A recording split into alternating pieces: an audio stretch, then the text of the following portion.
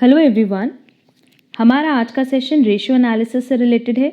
आज हम लोग रेशियो एनालिसिस पे सिर्फ इंट्रोडक्शन देखेंगे एंड बाकी जो डिटेल स्टडी है एक एक रेशियोज़ की वो हम अलग अलग क्लास में डिस्कस करेंगे। देखो, सबसे पहले हम लोग को इस पूरे चैप्टर में बेसिकली कौन कौन से रेशियोज़ पढ़ने हैं। पहला है लिक्विडिटी रेशियो, जिसको हम शॉर्ट टर्म सॉल्वेंसी रेशियो भी कहते हैं। लिक्विड मतलब short term. Then leverages ratio, जिसको लॉन्ग टर्म सॉल्वेंसी रेशियो भी कहते हैं। Then activity ratio, efficiency ratio और परफॉर्मेंस रेशियो, एंड लास्ट है प्रॉफिटेबिलिटी रेशियो। उसके अलावा अगर हम लोग रेशियो एनालिसिस की बात करें तो हम लोग देखते हैं कि ये रेशियो किस तरीके से अप्लाई किया जाए so that proper decision making हो सके।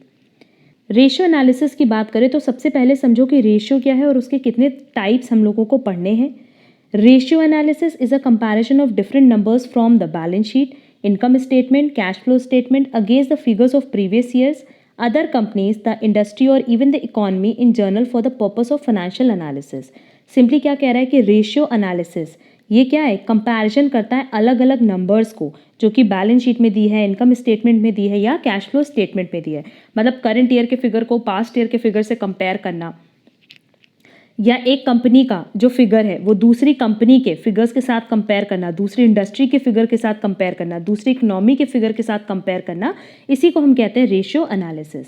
अब यहाँ पे देख लेते हैं types of the ratios as given below, और हर एक टाइप ऑफ रेशियो पे हम लोग अलग अलग क्लास में डिस्कशन करेंगे सो दैट हम हर एक फॉर्मूले को प्रॉपरली डिस्कस कर पाएँ। टाइप्स ऑफ रेशियोज में देखो, सबसे पहला है लिक्विडिटी रेशियोज, जिसको हम शॉर्ट टर्म सॉल्वेंसी रेशियो भी कहते हैं। फिर है लीवरेज रेशियो, जिसको लॉन्ग टर्म सॉल्वेंसी रेशियो कहते हैं। Then activity ratio, efficiency ratio, performance ratio और turnover ratio, and last is profitability ratio. अच्छा, लीवरेज और लॉन्ग टर्म में हमें दो चीज़ें पढ़नी है, एक है कैपिटल स्ट्रक्चर रेशियो और एक है कवरेज रेशियो।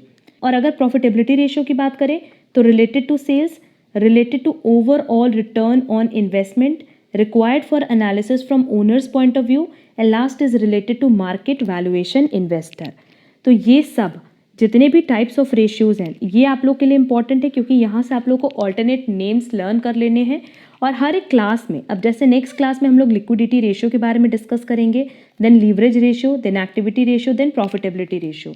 क्योंकि देखो, हर एक टॉपिक पे हमें फॉर्मूला भी डिस्कस करना है, हमें उसका एप्लीकेशन भी डिस्कस करना है, एंड सबसे इंपॉर्टेंट एंड उसके फॉर्मूले पे क्वेश्चन सॉल्व करके भी बताएंगे कि किस तरीके से आपको क्वेश्चन पे फॉर्मूले को अप्लाई करना है। क्योंकि जब एमसीक्यूज बनते हैं ना तो इन टॉपिक से बनते हैं, जहाँ पे आप देखोगे तो कोई भी फॉर्मूले बेस्ड क्वेश्चंस दे देते हैं और आपको फॉर्मूला ही नहीं पता होता, इसलिए आप क्वेश्चन नहीं सॉल्व कर पाते।